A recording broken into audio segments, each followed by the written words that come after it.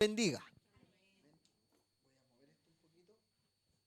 Me corresponde el día de hoy poder compartir la palabra de Dios en este día que es especial. Ya es un día sin duda que no podemos,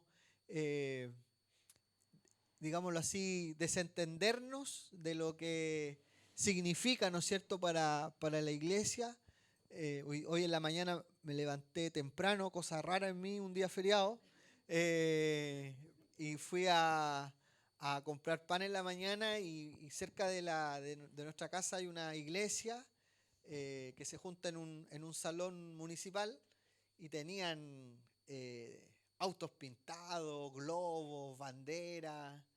Y uno decía tan temprano que andan los hermanos. Bueno, así somos los canutos, como dice la gente, ¿no es cierto? Y ya temprano digo yo, no es la mañana por si acaso, por si alguien no entiende. Y ya estaban hermanos, después pasaban caravanas, después pasamos por la plaza con Valeria, y ahí también había al parecer una actividad. Y obviamente que uno no queda ajeno a esto, ¿ya? Y vamos a meditar hoy día en la palabra que justamente ha servido como base para este encuentro que nos hemos reunido de distintos lugares, que está en el libro de Hebreos. Pero antes de leer la palabra, yo le titulé como algo mejor, ¿ya? Tal vez no es un título muy decidor, ¿ya? Muy, digámoslo así, como un spoiler, como dicen los chiquillos hoy día, pero luego vamos a entender el porqué, ¿ya? Pero yo creo que todos alguna vez en nuestra vida hemos deseado algo mejor, ¿ya? Ya sea en lo laboral, por ejemplo, o sea, tal vez un trabajo mejor donde trabajar menos y ganar más, diría alguno, ¿ya? Otro donde tenga más tiempo, o qué sé yo, ¿ya? O una casa mejor, un auto mejor, ¿ya? No voy a decir una familia mejor porque no creo que alguien aquí esté deseando eso, ¿no es cierto? Pero de repente hay cosas que uno dice, hoy me gustaría algo mejor, ¿ya? Uno mira a lo mejor de repente su casa y dice, me gustaría algo mejor, ¿ya? Sobre todo cuando tiene vecinos más o menos pudientes y ve sus casas, ¿ya?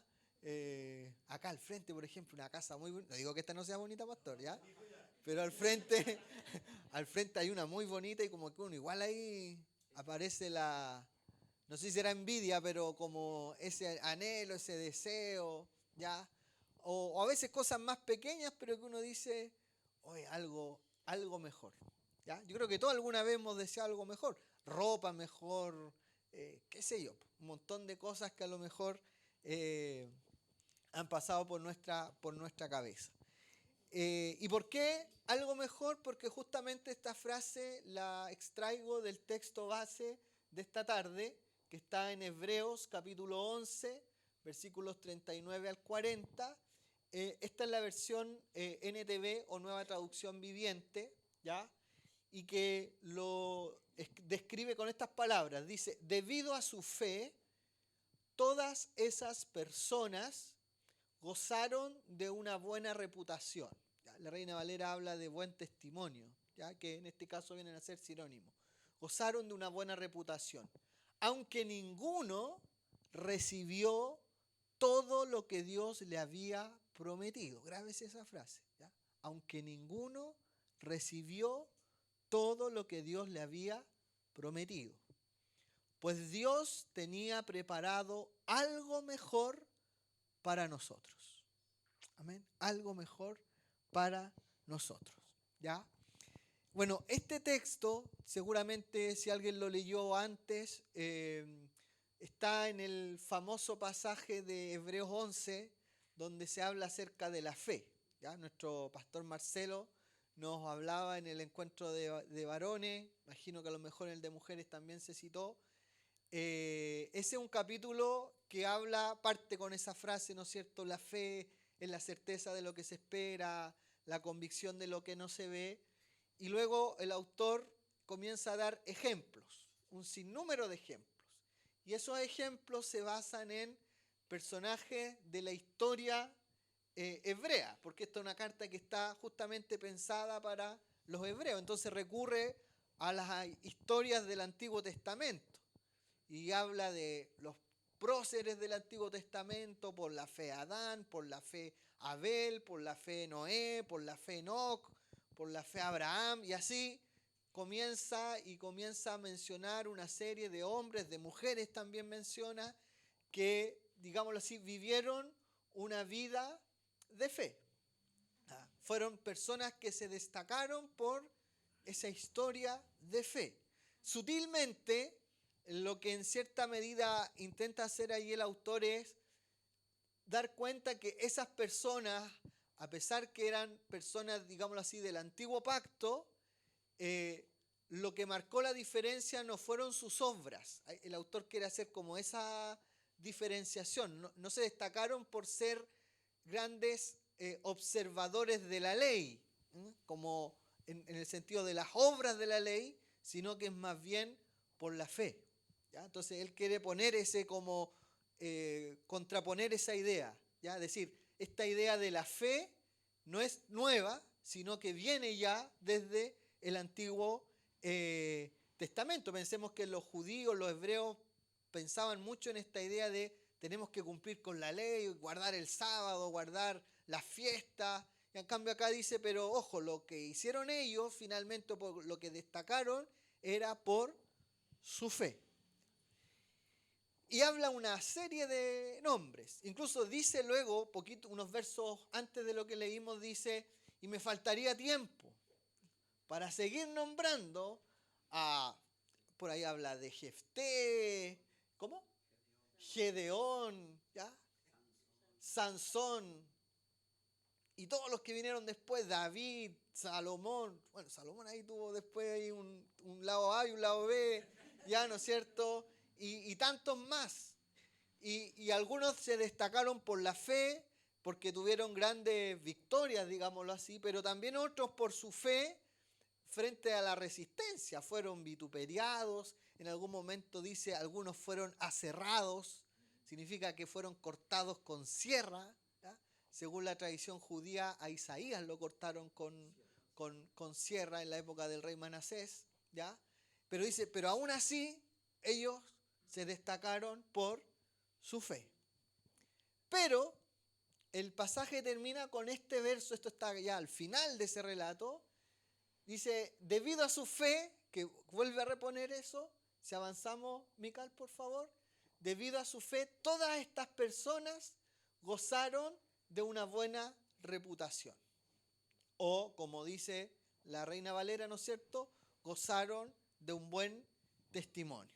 Personas como Moisés, como Enoc, como Abel, lo que destacó o por lo que destacaron fue por su fe, por esa convicción que habla el verso 1, por esa certeza, a pesar de que no veían las cosas, pero ellos tenían fe. Pensemos, por ejemplo, el caso de Abraham. Abraham era no era israelita, todavía ahí no existía Israel como pueblo, él era de Ur, ¿ya? Si lo llevamos a nuestra época, eso sería Irak. Podríamos decir que Abraham era un iraquí. Y Dios, según el relato de Génesis 12, le dice, deja tu tierra, deja tu familia, tu parentela, ¿ya? Y vete a la tierra que yo te voy a mostrar. Una tierra probablemente para Abraham desconocida. Y de repente escucha que le dicen, mira, deja todo lo que tienes, un poco eso, y embárcate, ¿ya? En esta aventura, en este viaje a donde yo te voy a mostrar. Insisto, sin ver todavía cómo era esa tierra. Sin embargo, sin ver, la fe es la certeza de lo que se espera, la convicción de lo que no se ve, ellos dieron ese paso, digámoslo así, de fe. Entonces, ¿por qué se destacan en este relato entonces? Por ser personas con esa certeza, esa convicción, a pesar de que no veían, aquí hay un elemento, creían a una promesa. O sea, esa fe se fundamentaba en una promesa. ¿Ya? Imagina, es como si nos dijeran hoy día, guardando las proporciones, mira, deja tu trabajo y vete a otro trabajo, porque yo te voy a dar otro trabajo. Renuncia a tu trabajo porque yo te voy a dar otro trabajo. Es como dicen hoy día los coaching. Deja tu zona de confort. ¿Ah? Los coaching hablan así, ¿no es cierto? Deja tu zona de confort y embárcate a eso. Y cuando uno está en una zona de confort, ¿qué pasa? No quiere, pues si uno está en una zona de confort, pues ya está, estoy bien, ¿para qué me voy a ir si estoy bien acá? ¿Ya? Pero ellos, con esa promesa, sin ver todavía, se embarcaron. Y por eso dice que gozaron de buena reputación, por ser personas de fe. Pero lo que ocurre luego, lo que dice el texto es bien, podría parecer contradictorio. Mical, si me ayuda, por favor. Antes de eso, buen punto. En la Biblia, obviamente, aparecen mencionados los personajes bíblicos. Pero recordemos que en una parte dice, pero me faltaría tiempo para seguir mencionando personajes, personas, hombres, mujeres que, digámoslo así, se destacaron por su fe. Y a lo largo de la historia de la iglesia han surgido personajes. De hecho, hoy día 31 de octubre, usted sabe por qué 31 de octubre, ¿no? No es Halloween, ¿no es cierto? Claro que no estamos celebrando el Día de la Iglesia ¿por qué es?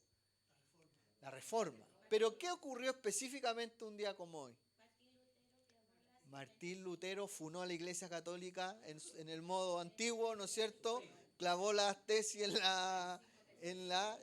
¿Y por qué la funó? Porque vendían el perdón a través de una indulgencia. ¿Sabe que yo conocí una persona que tenía una indulgencia? Y la indulgencia era literalmente un certificado, un diploma que le decía, mire, usted con este papelito, te lo presenta nomás, como dicen los católicos, a San Pedro. San Pedro lo va a pasar ahí por un QR y ¡pum! Va a entrar. Y la tenía ahí en su casa esa indulgencia. ¿Ya? Y eso, es contra eso fue que Lutero protestó. De hecho, dicen los que han leído las 95 tesis que en realidad es una tesis, que es solo el tema de cuestionar las indulgencias de la Iglesia Católica. Pero él no fue el único. Y en el contexto nuestro, un personaje que marcó fue Canut de Bon Gil. Yo siempre digo, menos mal que nos dicen Canuto y no nos dicen Giles, porque podrían perfectamente habernos dicho Giles, porque su otro apellido era Gil, ¿ya? Así que Dios bendiga a todos los Giles, por el apellido estoy hablando, ¿ya? Él era era como medio, ¿cómo dicen estos que tienen barba? Hipster, ¿ya? Por la barba ahí que tiene, ¿ya? Él era un sacerdote, en su origen era un sacerdote jesuita español, ¿ya? Que vino a Chile como misionero y que acá tiene como una conversión, dice en su biógrafo, y él comienza luego se une a la iglesia presbiteriana y comienza también allí a hacer todo un trabajo misionero, pero ahora pasa del catolicismo a la iglesia evangélica presbiteriana. Pero en algún momento él es trasladado al sur, él se desarrolló principalmente en San Felipe, luego él es trasladado a Concepción. En Concepción hay ahí ciertos problemas, somos buenos para los problemas los evangélicos, da lo mismo si es pentecostal, presbiteriano, bautista, da lo mismo, ¿ya? Somos problemáticos como por esencia, tuvieron allí un problema, como que él se defrauda un poco y vuelve al catolicismo. Él regresa a la iglesia católica, ¿ya? Hasta que, ahí me pierdo un poco, creo que fue en el norte, creo que vuelve a San Felipe y conoce a un misionero metodista, ¿ya? Que es otra rama de la iglesia evangélica, y se reencanta con el metodismo. Él es ungido pastor luego ahí y es enviado a La Serena. Y es en La Serena donde él desarrolla gran parte de su ministerio. Dice su biógrafo, hay un familiar del que escribe un libro sobre él, dice que él se paraba en las calles, tenía una ventaja respecto a otros misioneros. Hasta cuando él llega, todos los misioneros eran ingleses o alemanes en el sur, los luteranos, por lo tanto todos los cultos eran en inglés o alemán. ¿Ya? Los cultos no se hacían, o en el inglés norteamericano, que también venían de allá. Entonces, no habían cultos protestantes en español. Por lo tanto, los únicos protestantes eran misioneros o empresarios que venían de Inglaterra, de Estados Unidos, de Alemania, y por lo tanto no había como una llegada al pueblo, vamos a usar ese concepto, al pueblo chileno. Pero él, como era español, logró ese hito, ¿ya? De predicarle a las personas en el idioma español. Dicen, este libro decía que él siempre partía con esta frase: os traigo una buena noticia. Esa era como su frase célebre antes de, porque él predicaba en la calle, ¿ya? De ahí viene también después esta tradición de comenzar a predicar en la calle. Entonces él traía eso. Pero como él había salido de la Iglesia Católica tuvo una resistencia férrea a él, ¿ya? Él también, la verdad, que se refería a la Iglesia Católica bien duro. Él hablaba de la Iglesia del Anticristo, refiriéndose a la Iglesia Católica. Entonces hay como una lucha ahí bien... Y de ahí comienzan entonces a insultarlo con esta idea de Canuto. Ya, insisto, menos mal que le dicen Canuto y no del otro. Ya. Y a los que se unieron a su iglesia comenzaron también entonces a denominarles canutos. ¿Ya? No nos dicen canuto por los fideos, por si acaso, porque algunos piensan todavía que es por los fideos. No, nos dicen por este personaje. Perfectamente a él y otros podríamos tal vez también incluirlos dentro de esas listas de personas de fe que por fe en el fondo decidieron. Cosas curiosas biográficas. Él era sastre, como dijo Marcelito, pero también era médico homeópata. No sé si está bien dicho, los que se dedican a la homeopatía, ¿está bien dicho así? Él era también médico homeópata. No tengo idea qué es eso, pero tiene que ver como una medicina alternativa, ¿no? No es como la medicina tradicional, natural, ¿ya? Entonces a él perfectamente y otros podríamos incluirlo en esa lista. Pero ¿cuál es el problema de esos personajes? ¿Qué es lo que decía el libro de Hebreos? ¿Lo puede avanzar, Mical? Dice, pero ninguno, ¿se dio cuenta de esa frase, no? Que decía, pero ninguno recibió todo lo que Dios le había prometido. Yo pensaba, esa imagen se la pedí a ChatGPT por si acaso, ¿ya? Y le dije a ChatGPT que me hiciera una imagen de Moisés mirando la tierra prometida. No la pinté yo, pues, claramente, ¿ya? Y pensaba en esa imagen. Imagínense Moisés que Dios lo llama también de una manera muy, diríamos, extraordinaria. ¿Se acuerdan la escena de la zarza? Yo te voy a enviar a los egipcios, tú vas a sacar el pueblo y lo vas a llevar a una tierra que fluye leche y miel. O sea, tremendo proyecto que Dios lo llama a Moisés. Y sin embargo, cuando están ahí, a puertas, le dice, pero tú no vas a entrar en la tierra. Tú la vas a ver solamente. Sabemos que venía en un momento la ira desbordó a Moisés y eso fue su pecado fatal, digámoslo así, ¿ya? Pero aún así uno dice, ¿pero cómo?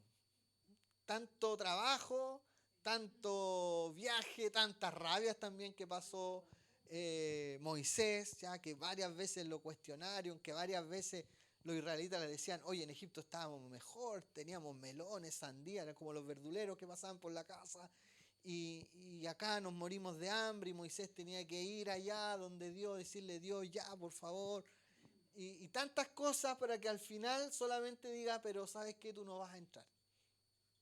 El que va a entrar va a ser otro, ¿ya?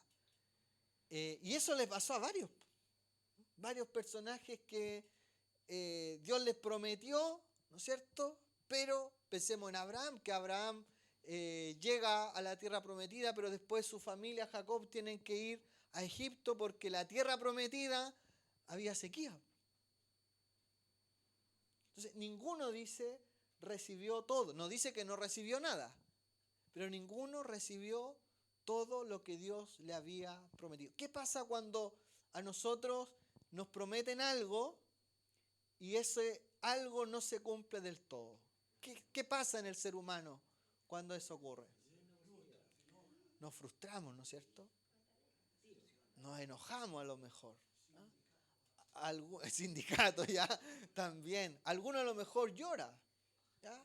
Esto a veces pasa cuando uno estudia, ¿no es cierto? Y con el título y dice, con este título voy a salir a ganar plata, voy a poder viajar, voy a hacer esto, voy a hacer aquello, y resulta que con ese título no encuentra pega. ¿Qué se pasa con eso? Se frustra, ¿cierto? Empieza allí, me equivoqué, empieza la desesperación también. Probablemente esas cosas ellos también las sintieron. Pero aún así su fe se mantuvo firme. De hecho, un poco destaca eso. Debido a su fe, ellos se destacaron, a pesar de que ninguno recibió todo lo que Dios le había prometido. O sea, incluso en esa frustración, ellos se mantuvieron, usar un lenguaje bien nuestro, firmes en la fe. Que no quiere decir que no hayan vivido momentos de frustración, de penumbra, de tristeza a lo mejor. Pensemos en el Elías que está en la cueva encerrado, con ganas de morirse. Moisés en algún momento también deseó morirse. En David que está en la cueva de Adulam cuando Samuel lo había ungido ya como rey. ¿Qué tipo de reinado probablemente habrá dicho David? Y tantos otros. ¿Ya? Tantos otros que vivieron algo parecido. Ninguno recibió todo lo que Dios le había prometido. Pero lo maravilloso está en la frase siguiente. Ninguno recibió todo lo que Dios le había prometido porque parece ser que había otro propósito, que es lo que se destaca en el verso siguiente o en la frase siguiente. ¿Por qué ninguno recibió todo lo que Dios le había prometido? Fíjese lo que dice ahí el texto. Porque Dios, o pues Dios, tenía preparado, ¿qué cosa? Algo mejor para ¿quiénes? Para nosotros. O sea, en el fondo lo que está diciendo es que ninguno de ellos recibió la totalidad del cumplimiento de la promesa porque Dios tenía un propósito para con la generación siguiente. Dios tenía preparado algo mejor para nosotros. Fijémonos en las promesas que Dios le había hecho al pueblo. Una tierra que fluye leche y miel. ¿Ya? Las 3 grandes promesas para Abraham, por ejemplo. ¿Ya? Te daré una tierra. Te daré una descendencia. ¿Ya? Haré de ti una gran nación. Tremenda promesa. O sea, recuerde cuando le dice a Abraham, mira las estrellas del cielo. Así será tu descendencia. Mira la arena del mar. Así de grande va a ser tu descendencia. Pero cuando Abraham murió, tenía un hijo nomás de la promesa, que era Isaac. Abraham no alcanza a ver esa muchedumbre, ¿no es cierto?, que Dios le había prometido. Moisés lo mismo, la tierra, etc. Israel en algún momento tiene la tierra, después la pierde en el exilio. Uno dice, pero ¿cómo si...? Es como que me entregan el regalo y después me lo quitan. ¿Qué sentido tiene eso? Esa es la gran pregunta. ¿Qué sentido tiene eso? ¿Por qué tenía que ser así? Bueno, acá el autor de Hebreos dice, pues Dios tenía preparado algo mejor para nosotros. La pregunta es ¿qué? ¿Qué es eso? ¿Qué es ese algo mejor que Dios tenía preparado para nosotros? Jesús. ¿Están de acuerdo el resto, no? Se lo pregunto porque yo creo que a todos alguna vez nos dijeron, es como la frase típica que nos decía, ¿no es cierto? Ven a Jesús porque el Señor te quiere para grandes cosas. Y como que uno ingenuamente creía, ¿no es cierto? Y decía, algo mejor, ¿ya? Algo mejor. Vida eterna. Muy bien, dice acá Marcelito. ¿Qué es ese algo mejor que nos tenía preparado Dios? Mical. Ese algo mejor es Jesús. Es más, en el verso, lea usted más adelante, esto es la traducción viviente, Fíjense cómo se refiere a Jesús el autor. Dice, el campeón. El campeón. ¿A quién le gusta acá ser campeón? ¿Nadie quiere ser campeón acá? ¿Qué quiere ser campeón acá? ¿Ah? Allá, campeón. ¿Qué dice esa medallita? No, déjala ahí nomás allá. El campeón. Dice, que inicia y perfecciona, ¿qué cosa? Nuestra fe. ¿Qué es lo mejor? ¿Qué es ese algo mejor que Dios preparó para los hebreos de la época de esta escritura, pero también para esa generación que no alcanzó a ver todas las promesas? Jesús. Jesús es ese algo mejor que Dios tenía preparado para su pueblo. Es Jesús el que no alcanzó a conocer ni Abraham, ni Moisés, ni Noé, ni ninguno de ellos. Ni Débora, ni Esther, ni Ruth, ni ninguna de ellas. Es Jesús. Es Jesús. Porque ellos tuvieron fe, pero no alcanzaron a conocer a Jesús, el campeón, el que inicia y perfecciona nuestra fe. Es Jesús ese algo mejor que usted y yo tenemos. No es otra cosa. No son, usando el lenguaje de Mateo, no son las añadiduras. Es Jesús. Es Jesús. Por eso algo que se repite constantemente el autor de Hebreos es que Jesús es superior a cualquier cosa. A los ángeles, a Moisés, a la ley, a cualquier cosa, Jesús es superior. Porque es Jesús ese algo o ese alguien que Dios tenía preparado como eso algo mejor para nosotros. ¿Por qué Jesús es ese algo mejor? ¿Por qué Jesús es ese algo mejor? Porque como decía Marcelito, como dice hermana Jessica, es a través de Él que solamente se podía alcanzar esa vida eterna o esa vida abundante que menciona también el Evangelio de Juan. Por eso Juan insiste tanto en eso. Es Jesús. Él es ese algo mejor que usted y yo tenemos.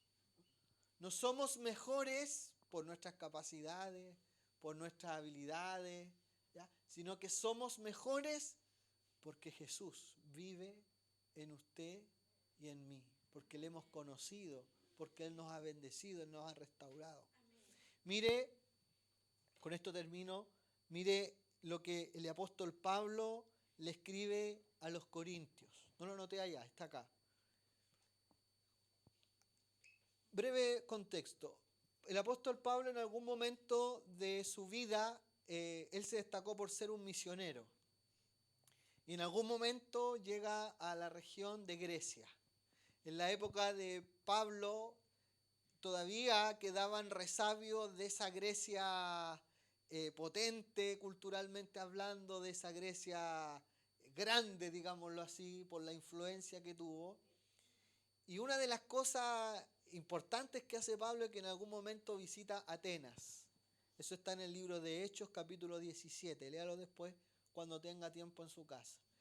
Y cuando Pablo llega a Atenas, dice que primero recorre la ciudad, observa allí las cosas que ocurrían en la ciudad. En algún momento dice que como que se enardeció porque veía que había mucha idolatría en la ciudad, hasta que llega en algún momento al Areópago, que era como la plaza pública, donde se discutía de filosofía, donde habían estos filósofos que eran buenos para hablar, buena oratoria, y él comienza allí, en medio de todo ese escenario, él comienza a hablar de Jesucristo.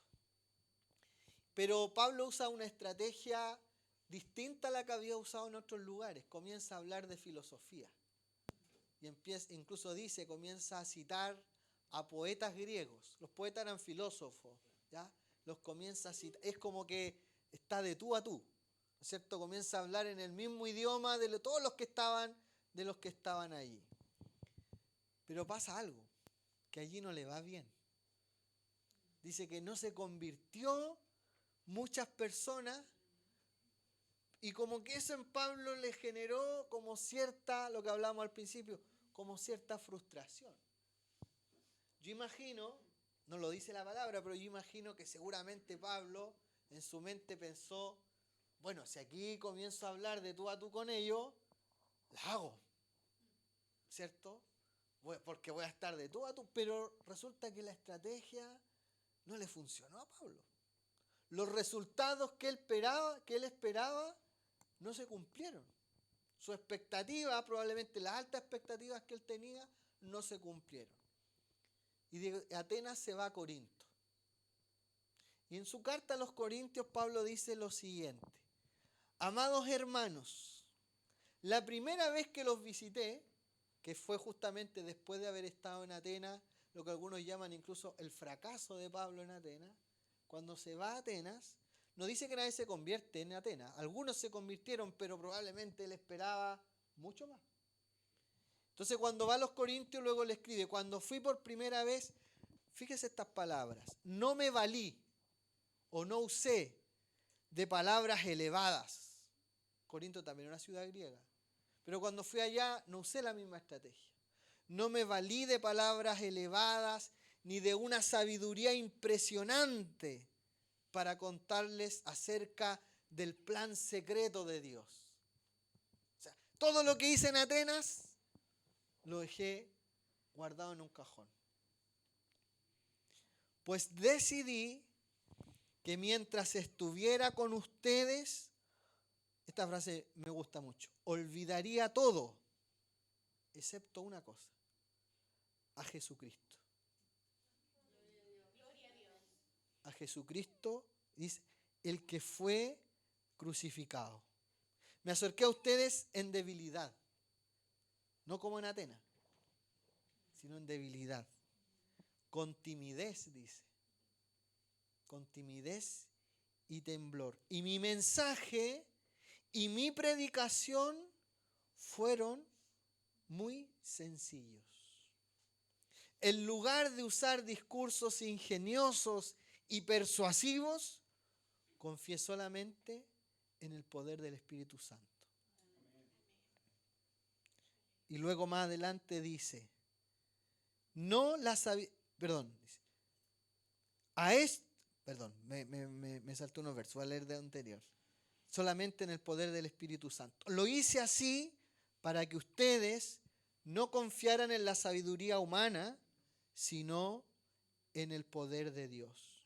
Y más adelante en el verso 9 dice, a eso se refieren las Escrituras cuando dicen, ningún ojo ha visto, ningún oído ha escuchado, ninguna mente ha imaginado lo que Dios tiene preparado para quienes lo aman. Fíjese que ahí Pablo vincula esa profecía, cosas que ojo no vio ni oído yo, con Jesucristo. Porque Él es ese algo mejor. Él es ese algo mejor. Cuando dejamos de lado ese algo mejor, cuando fracasamos. Cuando dejamos de lado ese algo mejor, ¿no es cierto?, es cuando nos va mal. Cuando dejamos de lado ese algo mejor, porque es ese algo mejor que Dios nos dejó, es Jesucristo. Es Jesucristo. Por eso Pablo dice, ¿no es cierto?, ya no vivo yo, Cristo vive en mí. Para mí el vivir es Cristo. Y el morir, a propósito de la muerte, y el morir es ganancia. Pero ¿cuándo la muerte es ganancia? Cuando mi vida es para Cristo. Porque Él es ese algo mejor que Él tenía preparado para usted y para mí. Y para cada uno de nosotros. Por eso para Pablo es tan importante estar en Cristo. Porque si alguien está en Cristo, nueva criatura es. Las cosas viejas pasan. Y aquí todas son hechas nuevas. Póngase de pie, hermano, hermana.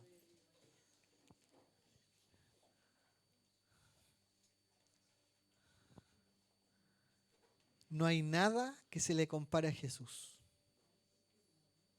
Grave es esto. No hay nada ni nadie que se compare a Jesús. Si Cristo está en usted, si Cristo vive en usted, en su familia, en su hogar, ahí está todo. porque ahí está lo que Dios había preparado de antemano para cada uno de nosotros.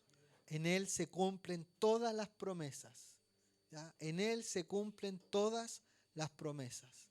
Y si lo tenemos en nuestro corazón, todas entonces esas promesas se han cumplido en nuestra vida. Padre, en esta tarde, Señor, queremos darte gracias. Gracias por Jesús. Solo por eso, Señor. Gracias por Jesús. Gracias por su vida. Gracias por sus enseñanzas. Gracias por los milagros que Él realizó. Gracias, Señor, porque vino, como dice el Evangelio de Juan, y habitó entre nosotros. Y vimos su gloria, gloria como del Hijo unigénito de Dios. Padre, ayúdanos a entender que no hay nada ni nadie mejor que Jesús en nuestras vidas. Que no hay nada ni nadie que se pueda comparar con conocer a Jesús, con tener la mente de Cristo. Señor, ayúdanos a comprender esto. Ayúdanos a valorar esto. Ayúdanos a comprender que es un tremendo tesoro que tenemos en nuestra vida. El poder decir: soy un hijo, una hija de Dios porque creo en Jesús. Porque Él es el autor y consumador de la fe. Porque Él es el campeón que inicia y perfecciona nuestra fe. Gracias, Padre, por ser parte de esa generación que ve cumplida todas las promesas. Que ve cumplida todas las promesas, Señor, en Jesús. Lo que los próceres del Antiguo Testamento no tuvieron la oportunidad, Señor, no fueron testigos del cumplimiento, a pesar, Señor, de ser personas de fe, de buen testimonio, pero que quedaron con esa realidad inconclusa, Señor, pero que nosotros la hemos podido tocar, la hemos podido palpar, la podemos, Señor, vivenciar todos los días en nuestra vida, porque Cristo vive en nosotros. Gracias, Padre. Ayúdanos a entender esta palabra. Ayúdanos a valorar esta palabra. Ayúdanos, Señor, a vivir en esta palabra, Padre. Y como el apóstol Pablo lo aprendió, entender que el protagonista principal de todo lo que hacemos, de toda nuestra historia, de nuestra historia de vida también, eres tú, Jesús. Eres tú, Señor. Gracias por dar tu vida por nosotros. Gracias por amarnos con ese amor infinito, por ese amor inconmensurable, por esa misericordia inagotable, Señor, que todos los días está ahí para acompañarnos, para abrazarnos, para contenernos cuando nos desesperamos, Señor. Gracias por estar ahí. Gracias por ser ese algo mejor que hay en nuestras vidas. A ti, Señor, damos honor y gloria siempre, por los siglos de los siglos. Amén y amén. Le damos un aplauso a Jesús, nuestro Señor, nuestro Salvador.